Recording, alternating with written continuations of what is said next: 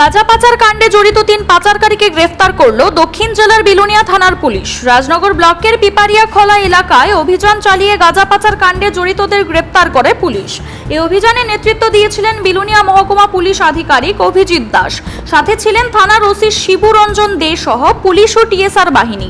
Police ধৃত 3 জনকে বুধবার দুপুরে বিলোনিয়া আদালতে সোপর্দ করে। ধৃত 3 যুবকের নাম বিকাশ সরকার, প্রশান্ত বৈদ্য ও সুজিত বৈদ্য।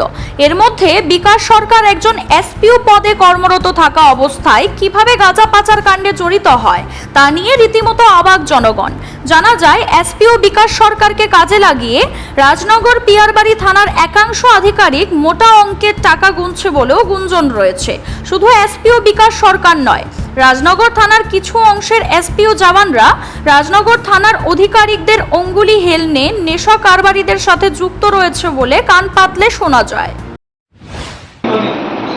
এটা সবসময় করেন নাকি এই ব্যবসা?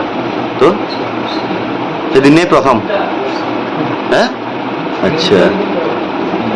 আর হে এসপিও হ্যাঁ হেরিত নাই, হেরে আনছেন গেলে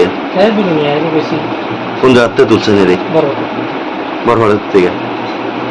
আচ্ছা, এটা সবসময় আপনারা তো 80 ফুট এবং 7 মুড়ারে রাস্তাটা ইউজ করে আপনারা গাড়িগুলা ইয়াতে কি করেন? আপনার এলাকার থেকে খবর যে আপনি প্রতিনিয়ত ওই গাঁজা ফেন্সির ব্যবসা করেন, আপনি বুঝলেন না? আপনার এলাকার থেকেই খবর। কয় বছর ধরে করেন এই ব্যবসা? 2 মাস ধরে। তো আপনি বললেন যে ওই দিনকে প্রথম